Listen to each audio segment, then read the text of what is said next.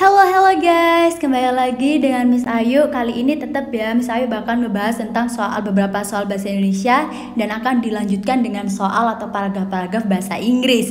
Langsung saja, ini kan kita membahas tentang soal TO yang sempat dijadikan soal TO yang dari Berja yang free kayak gitu. Langsung saja kita ngebahas untuk soal nomor 1 dengan paragraf, ada 2 paragraf. Kita lihat apa yang dibahas di paragrafnya dan apa yang diminta di soalnya. Untuk paragraf 1, isu hidupnya lembaga Bredel dalam legislasi pers nasional kembali menghantui insan pers Indonesia. For your information, lembaga Bredel itu apa sih? Oke, jadi lembaga Bredel itu adalah lembaga yang menghentikan penerbitan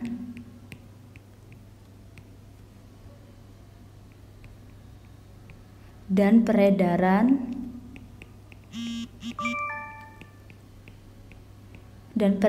atau penyiaran. Jadi bagi insan-insan pers sebelum mereka memberitakan itu harus difilter dulu apakah berita itu layak untuk dikonsumsi oleh masyarakat kayak gitu. Lanjut saja, beberapa kalangan mengaku telah menerima draft perubahan undang-undang pers yang di dalamnya konon antara lain memuat pengaturan mengenai Bredel. Ketakutan akan kembalinya rezim otoriter yang menaburkan kritik dan membudayakan sensor, pembungkaman, serta pembutatulian warga kembali menyeruak. Tidak heran, wacana yang hendak dimunculkannya kembali di Bredel dalam pembaruan hukum pers yang sebenarnya masih dalam tataran isu menimbulkan gelombang penolakan. Jadi banyak sekali saat ini isu-isu bahwa lembaga Bredel ini akan dimunculkan kembali. Dan efeknya atau bagaimana sih insan pers itu menyikapinya, banyak mereka itu menimbulkan gelombang penolakan. Soalnya kenapa? Nanti kalau ada lembaga Bredel ini, informasi-informasi yang seharusnya pers itu berdiri sendiri, dia tuh banyak yang disensor, akhirnya tidak tersampaikan ke masyarakat kayak gitu. Oke, itu untuk yang paragraf 1. Lanjut saja ke paragraf 2. Boleh dikata tidak ada satupun insan pers dan pegiat hak atas kebebasan informasi di negeri ini yang mau lembaga Bredel dihidupkan kembali. Eksisnya lembaga Bredel dikhawatirkan memberi peluang bagi kekuasaan untuk secara diskredit menghentikan operasi lembaga pers jika dianggap merongrong kewibawaan pemerintah. Pertanyaan mendasar yang layak dikemukakan adalah sejauh mana kekhawatiran akan kembalinya lembaga Bredel harus diterima khususnya di era keterbukaan ini. Yang jelas, isu munculnya Bredel di era kebebasan pers akan ditolak karena akan menghambat kreativitas insan pers. Jadi kalau seandainya di paragraf 2 itu menjelaskan kalau seandainya lembaga Bredel itu ada, takutnya nanti seandainya ada informasi atau berita yang mana berita itu merongrong atau dia itu condong untuk menurunkan kewibawaan pemerintah, itu bakal tidak disebarkan kayak gitu. Padahal pers itu dia kan bebas kayak gitu. Oke, langsung saja ke pertanyaan nomor 1. Pertanyaan yang sesuai dengan isi paragraf pertama adalah pertanyaan ya, bukan pernyataan. Kira-kira pertanyaan apa yang dia sesuai dengan paragraf yang sudah kita bahas di paragraf 1 ini. Paragraf 1 ya. A. Mengapa pemerintah membuat undang-undang pers yang mengatur pemberedalan? Apakah di paragraf 1 itu dia menyebutkan atau pemerintah menyebutkan faktor-faktor apa mengapa pemerintah itu mengadakan lembaga ini?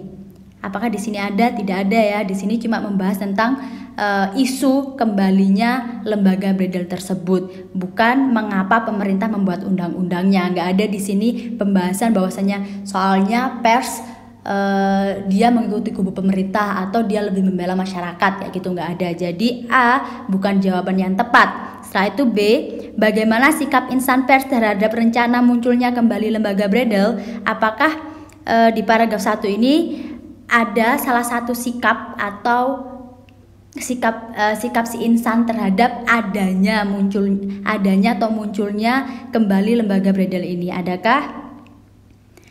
Ada sih, kita lihat ya, kita buktikan yang mana ini menimbulkan gelombang penolakan. Siapa yang menolak? Yang menolak adalah insan persnya, ya kan? Bisa jadi kita keep atau kita yang B kita lewatin dulu ya. Setelah itu kita lihat yang C, sejak kapan pembaharuan hukum pers yang meresahkan insan pers itu terjadi di Indonesia? Kalau seandainya pertanyaannya sejak kapan pasti itu ada hari, tahun ataupun tanggal. Sedangkan di paragraf 1 tidak ada sama sekali yang menunjukkan di situ kapan atau terjadinya sesuatu, hari maupun tahun maupun bulan, kayak gitu. Berarti C juga bukan jawaban yang benar. Satu, kita lihat D, siapa sajakah yang diuntungkan secara konseptual dan finansial di era kebebasan pers? Di paragraf 1 juga tidak ada kalau siapa, pasti di situ ada tokohnya, ya kan? Entah itu nama, entah itu masyarakat, pemerintah ataupun pokoknya di situ orang di situ. Tapi di sini nggak ada. Di sini nggak ada pemerintah yang diuntungkan atau masyarakat yang diuntungkan. Jadi D juga bukan jawaban yang benar. Setelah itu kita lihat yang E, pada media apa lembaga Bredel berwenang mencabut hak untuk terbit dan siaran. Di sini kita juga nggak bahas tentang media apa ya. Yang penting dia persnya, bukan medianya, kayak gitu. Jadi kita udah tahu jawaban yang benar untuk nomor 1 adalah B. Bagaimana sikap insan pers terhadap rencana munculnya kembali lembaga Bredel? Seperti itu.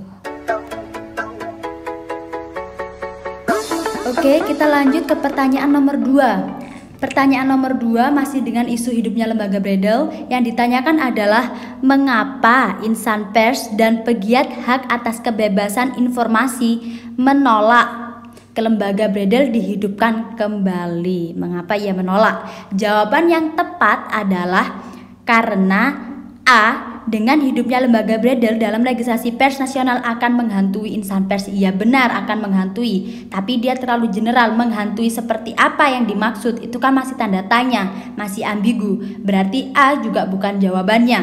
B, insan pers dan pegiat merasa takut akan kembalinya rezim otoriter yang membudayakan sensor.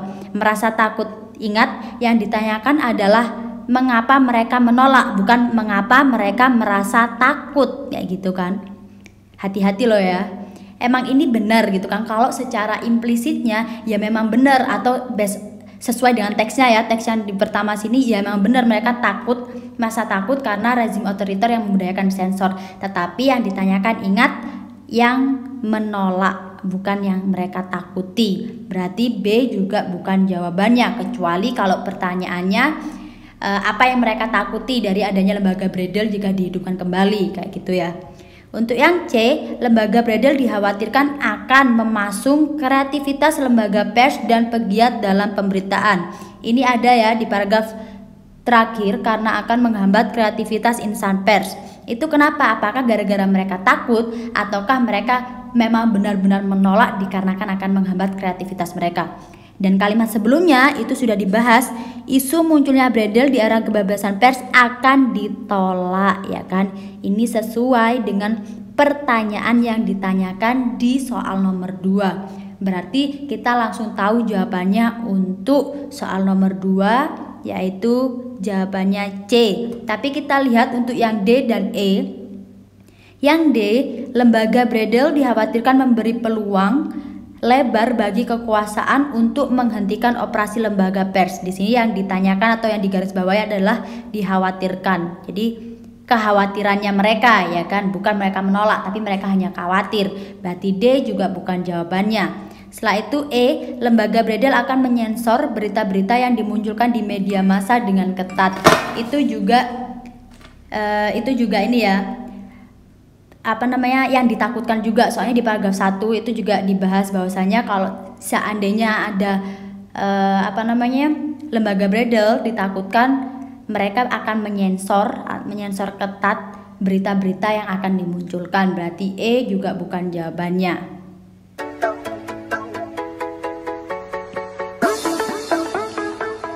Kita lanjut ke soal nomor 3 ya. Nomor 3 masih dengan paragraf yang sama tentang lembaga bredel, tapi yang ditanyakan adalah pernyataan yang sesuai dengan paragraf kedua. Kalau tadi pertanyaan yang sesuai dengan paragraf 1, kalau sekarang pernyataan ya. Ingat, pernyataan yang sesuai dengan paragraf kedua.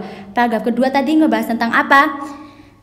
Boleh dikata tidak ada satupun insan pers dan pegiat hak atas kebebasan informasi di negeri ini yang mau lembaga bredel dihidupkan kembali. Oke, dan kalimat selanjutnya itu kenapa si pers ini, insan pers dan para pegiat itu tidak mau atau mereka itu menolak lembaga bredel dihidupkan kembali. Oke, jadi itu udah clear atau udah jelas banget apa yang dibahas di paragraf 2. Langsung saja ke pilihannya. Pilihan untuk A, wacana menghidupkan kembali lembaga bredel ditentang insan pers dan pegiat hak atas kebebasan informasi. Bisa jadi ya. Bisa jadi kita keep dulu soalnya dari paragraf awal juga sudah dibahas. Paragraf awal maksudnya kalimat awal di paragraf kedua ya, sudah membahas tentang mengapa si insan pers dan pegiat hak atas kebebasan informasi di negeri ini nggak mau atau mereka menolak adanya lembaga bredel yang dihidupkan kembali. Tapi kita buktikan untuk B, C, D, dan E. Yang B, eksistensi atau adanya lembaga bredel di Indonesia menyebabkan pemerintah sering menindak tegas insan pers. Di paragraf 2, kita nggak ada sama sekali membahas tentang eksistensi lembaga bredel di Indonesia yang menyebabkan pemerintah sering menindak tegas insan pers. Di situ nggak ada bahasan tentang itu sama sekali, berarti B bukan jawabannya. C, di era keterbukaan ini lembaga pers mempunyai peranan serta tanggung jawab yang besar. Di paragraf 2 juga tidak ada bahasan tentang bagaimana pers mempunyai peranan atau mempunyai tanggung jawab yang besar kepada masyarakat khususnya. Mereka cuma membahas bagaimana pers ini seharusnya menginformasikan suatu berita kayak gitu. Berarti C juga bukan jawabannya. D, insan pers dan pegiat hak atas kebebasan informasi merasa dirugikan karena menjadi kambing hitam lembaga bredel. Di sini di paragraf 2 juga tidak ada pihak-pihak atau penjelasan pihak mana yang dikambing hitamkan. Berarti D yang pasti bukan jawabannya. E, lembaga bredel bertugas menghentikan penerbitan dan penyiaran yang dikategorikan merongrong pemerintah. Ya, memang benar ya, tugasnya si lembaga bredel itu menghentikan penerbitan, tetapi yang dikategorikan merongrong pemerintah itu tidak ya, soalnya berita itu umum, maksudnya bebas, jadi dia bisa mengkritisi siapa saja. Kalau pemerintah dikritisi ya itu wajib diberitakan kepada pemerintah. Tetapi takutnya kan ini adalah salah satu takutnya kalau seandainya lembaga bredel itu diadakan. Berarti E juga bukan jawabannya. Jadi kita punya jawaban untuk nomor 3 yang pasti adalah A.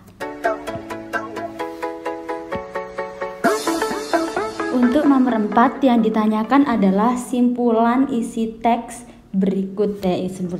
Simpulan isi teks tersebut. Kalau simpulan isi teks tersebut berarti dia harus ada di paragraf 1 dan paragraf 2. Nggak boleh hanya dibahas hanya paragraf 1 saja atau 2. Jadi kalau simpulan harus mencakup kedua-duanya.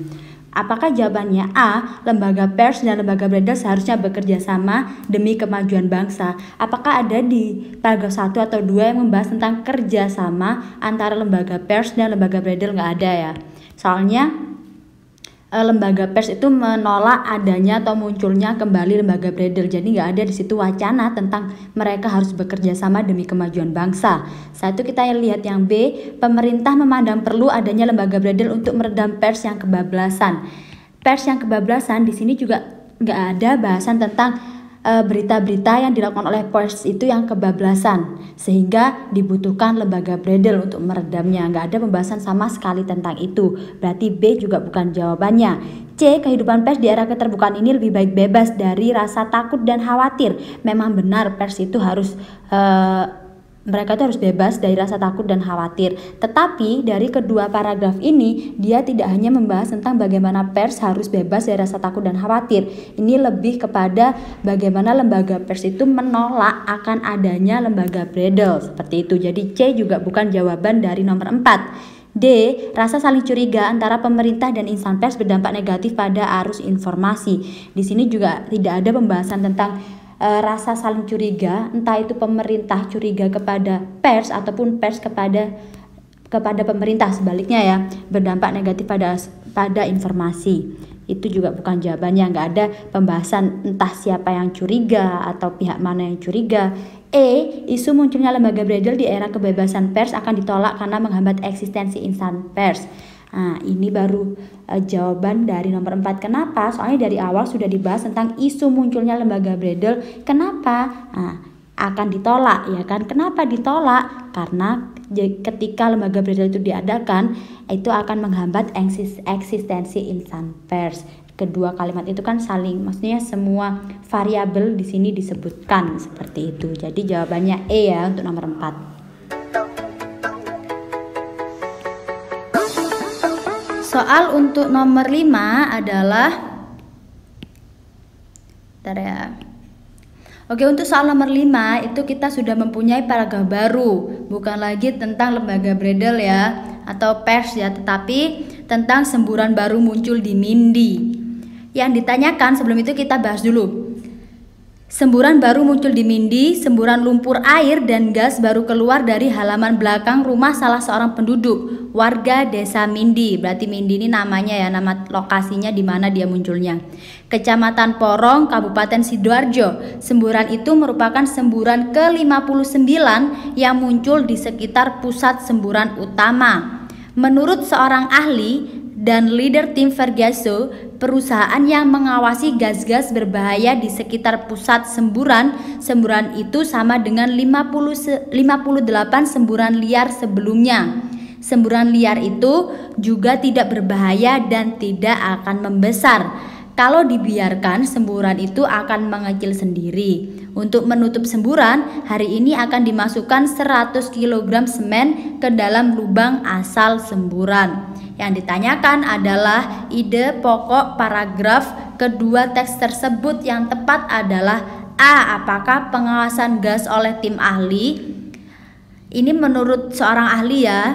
Menurut seorang ahli, kenapa yang mengawasi gas-gas berbahaya di sekitar pusat semburan? Kalau seandainya dia di paragraf 2 hanya membahas tentang pengawasan saja, berarti dia nggak akan ngebahas tentang akan dimasukkan 100 kg semen atau semburan liar itu tidak berbahaya. Berarti A bukan jawabannya. B. Pendapat tentang semburan liar, cuma pendapat. Apakah di paragraf 2 itu hanya membahas tentang pendapat saja? Tidak. C. Munculnya semburan liar. Ya memang benar ya, munculnya semburan liar di beberapa tempat, tapi kita coba lihat untuk yang D dan E. D. Mengecilnya semburan liar. Mengecilnya semburan liar itu hanya di kalimat akhirnya aja ya. Kalimat akhirnya saja itu membahas tentang mereka akan mengecil dengan sendirinya kayak gitu, nggak ngebahas keseluruhannya tentang bagaimana caranya dia mengecil gitu kan. Berarti D bukan jawaban.